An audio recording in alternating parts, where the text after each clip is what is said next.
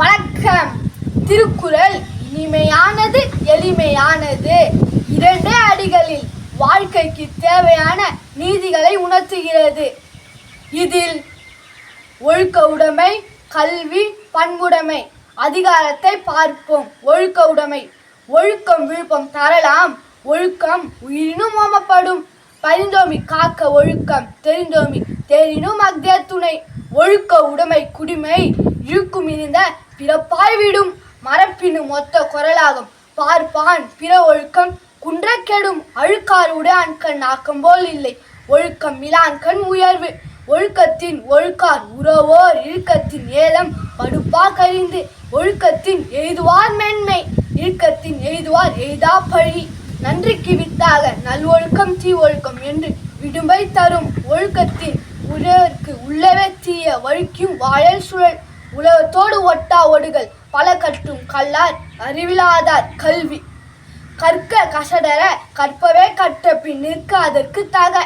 எண்ணென்ப ஏனை எழுத்தென்ப இவ்விரண்டும் கண்ணென்ப வாழும் உயிருக்கு.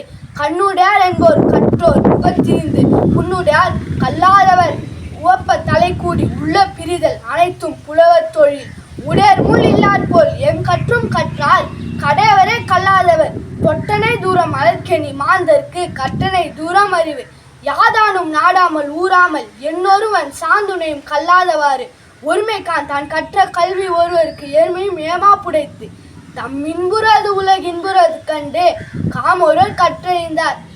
கேடில் வீழ்ச்செல்வம் கல்வி ஒருவருக்கு மாடல்ல மற்றையவை. பண்புடைமை.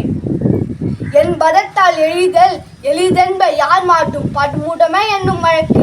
அன்புடைமை ஆன்ற குடிப்பிறத்தல் இவ்விரண்டும் பண்புடைமை என்னும் வழக்கு.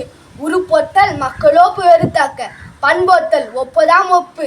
நயனோடு நன்றி புரிந்த பயனுடையார் பண்பு பாராட்டும் உலகு. நகையிலும் இன்னாத இகழ்ச்சி பகையிலும் பாடறிவார் மாட்டு. பண்புடையார் பற்றிருந்து உலகம் அது இன்றோல் மண்புக்கு மாய்வது மண். அறம் போலும் கூர்மேரேனும் மரம் போல்வர் மக்கள் பண்பில்லாதவர். நண்பற்றார் ஆகி நயமில்லை சேவர்க்கு பண்பற்றார் ஆதார் கடை. நகர் வல்லார் அல்லாருக்கு மாயிரி நாளம் பகலும் பார்ப்பற்றன்று இருள். பண்பிலான் பெற்ற பெருஞ்செல்வம் நல்பால் கலந்திமையால் திரிதன்று. நன்றி, வணக்கம்.